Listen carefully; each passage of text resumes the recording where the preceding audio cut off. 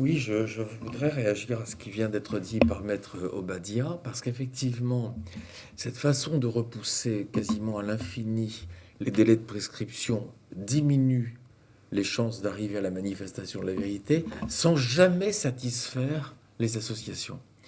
Je vais faire un très bref récapitulatif pour qu'on comprenne où nous sommes. En 1998, on a considéré que le délai de prescription ne devait courir qu'à partir de la majorité et non pas de la commission des faits, ce qui était une évidence. Si une enfant de 6 ans est abusée, il est normal qu'elle réfléchisse au fait de porter plainte quand elle devient adulte.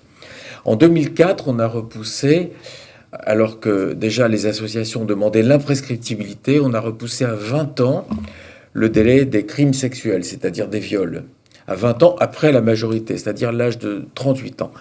Grand mécontentement des associations. En 2018, loi Schiappa, 30 ans après la majorité. Mais quand on dit 48 ans, ça ne satisfait pas encore. 48 ans, c'est l'âge de 48 ans. Dit, alors je vais essayer de vous donner un exemple concret. Pour quelqu'un qui, ayant subi mineur... voilà, aurait jusqu'à l'âge de 48 ans. Et ça ne satisfait pas encore, parce qu'on a une telle psychologisation du droit qu'on dit, mais parfois il faut toute une vie pour trouver le courage de dévoiler. Autrement dit, on attend une vertu cathartique, une vertu thérapeutique du procès.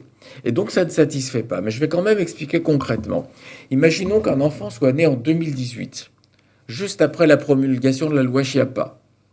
Il est abusé en petite section maternelle à l'âge de 3 ans par son instituteur, 2021. Il sera majeur en 2036. Et il aura jusqu'en 2066 pour porter plainte.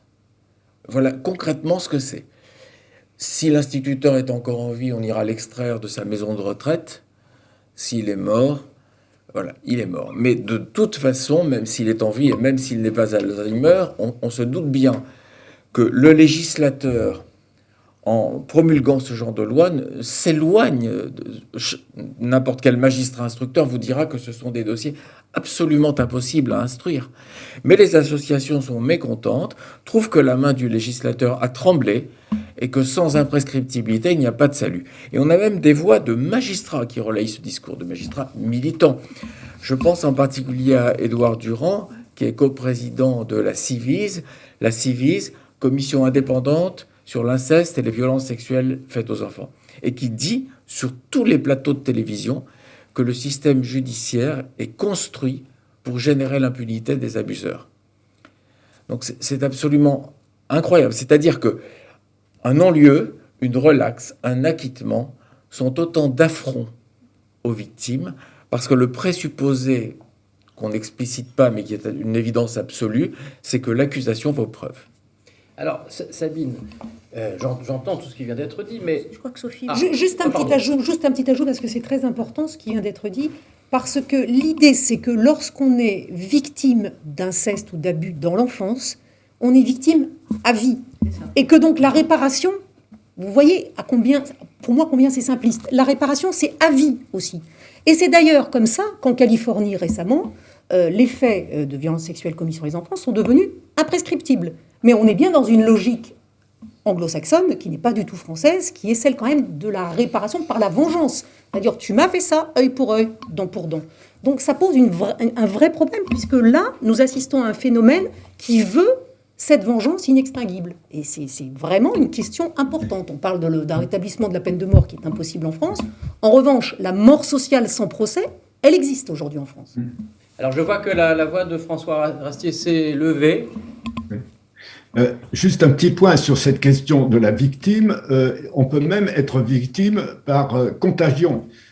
Par exemple, l'auteur de Madame Kouchner n'a pas été victime d'un viol, mais cependant, une psychiatre, Muriel Salmona, dit être témoin de violence, ça génère des traumatismes. Tout a été détruit autour d'elle. Son enfance a été saccagée par cette histoire. Elle a vécu cette réalité d'une extrême violence, soit. Et donc, elle devient une victime de substitution. Mais elle tient ce discours malgré tout. Et la presse est parfaitement complaisante de ce point de vue-là. Alors oui, parce que ce que dit la presse, c'est que quelqu'un comme par exemple comme Camille Kouchner, elle a été victime du silence. Elle le dit elle-même. Alors elle le dit elle-même, et autrement dit, elle donne foi à ce slogan qu'on entend maintenant souvent, c'est-à-dire il y a eu une libération de la parole. Oui. Mais alors, juste sur ce qui vient d'être dit, je voudrais ajouter 2 ou 3 petites choses. C'est-à-dire, oui, d'abord, la première remarque, c'est que en matière judiciaire et juridique, tout se passe comme s'il y avait une exception concernant la sexualité. Oui. C'est-à-dire exception sexuelle, et comme si le champ de la sexualité, qui devient d'ailleurs, qui devient tout à fait... vous avez dit, ça devient il y a une sorte de paranoïa sexuelle qui s'installe, je le vois bien dans ma clinique. Tout se passe comme si donc il y avait une exception sexuelle. Donc en matière de sexualité, alors ça passe par effectivement un certain nombre de discours qui sont très très préoccupants. Par exemple, quand Adèle Haenel a expliqué sur le plateau de Mediapart qu'elle avait subi je ne sais quoi, tout en disant quand même que Christophe Ruggia n'était pas passé à l'acte, c'est-à-dire ne l'avait pas violé parce qu'il était un violeur. Il faut le faire quand même. C'est à peu près ça qu'elle dit. Oui, parce qu'il aurait été confronté à il aurait été confronté à son image de violeur, c'est-à-dire son identité de violeur dans la glace. Donc c'est le viol par abstention, si vous voulez. Mais c'est pas tout à fait absurde au sens où ça renvoie à l'idée, et qui est celle de MeToo en réalité, parce qu'il y a eu Balance ton porc qui dénonçait un tel, et puis ça continue, on dénonce PPDA, machin, tout. Je ne prends aucune position sur le fond des questions, des affaires, mais sur la façon d'utiliser des figures, alors évidemment assez médiatiques, parce que sinon ça n'intéresse personne. Je vous ferai remarquer que MeToo a commencé à Hollywood.